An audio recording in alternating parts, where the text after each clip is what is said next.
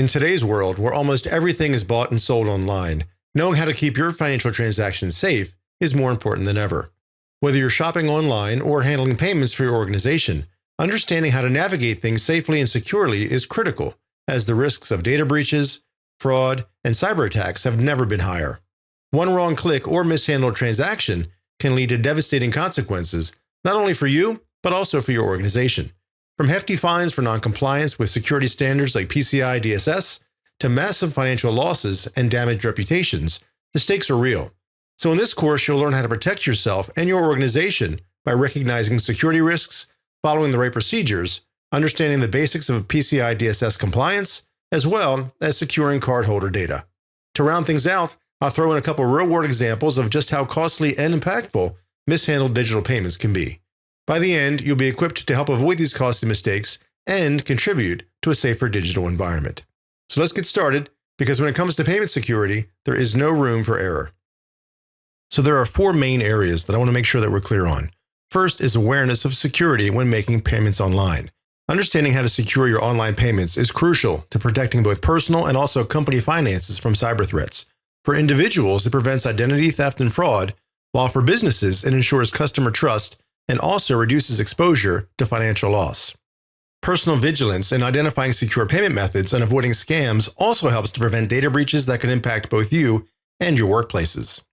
And then organizational rules when accepting or dealing in digital payments. Following internal policies for handling payments is essential for preventing fraud and also for ensuring legal compliance.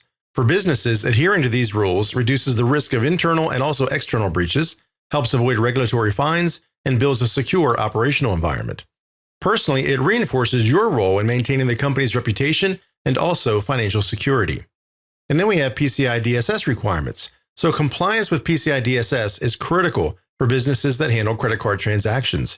It not only protects sensitive cardholder data from being stolen, but also avoids hefty fines and legal action due to noncompliance.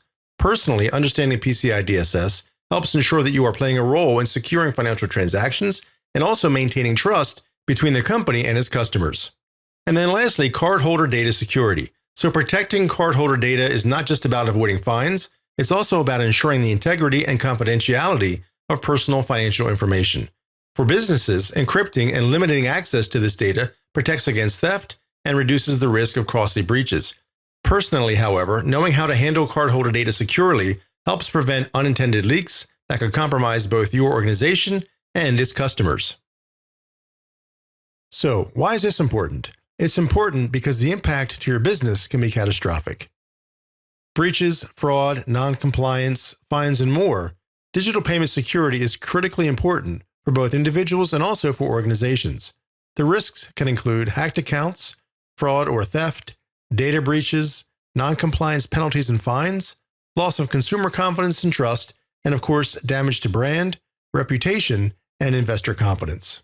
Let's take a quick look at three real-world examples of companies that suffered major financial and also reputational losses due to improper security controls and handling of digital payments, customer data, and safeguarding of information. The three we'll check out here are Target, Home Depot, and Equifax. Target's data breach began in November of 2013 when attackers used stolen credentials from a third-party vendor. Using these credentials, attackers gained entry to Target's network and also moved laterally across their point-of-sale systems or POS systems. So the attackers installed malware designed to capture credit card information as transactions were processed in real time. So this malware collected information such as credit card numbers, expiration dates, and verification codes from the magnetic strips on the back of cards. And as you might guess, the loss was pretty substantial. So we're talking $19 million in fines and over $200 million in total costs. Again, fines, legal fees, various customer compensation, and so forth. Next, we have Home Depot. The Home Depot breach occurred when attackers again exploited stolen credentials from a third-party vendor. They used this to infiltrate the company's network.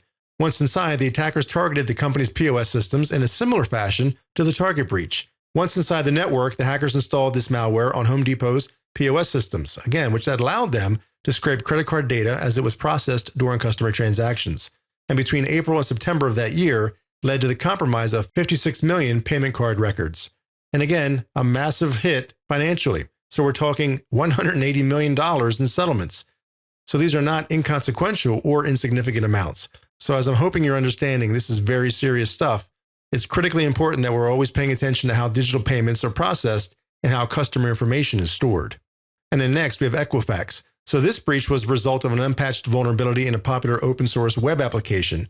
So this was more of a front end on a web portal, but attackers exploited this flaw in Equifax's online dispute portal, allowing them to gain access to sensitive data stored in the company's systems. So once the attackers penetrated Equifax's network, they were able to remain undetected for 76 days, which by that time they stole vast amounts of personal data, including names, social security numbers, birth dates, addresses, and in many cases, driver's license numbers, and also credit card information. And as I'm sure you're expecting, a massive hit financially. Over $1.4 billion in cleanup costs, including over $700 million in fines, and impacts to customers, $147 million in the US, $15 million in the UK, and $19,000 in Canada had their personal data exposed.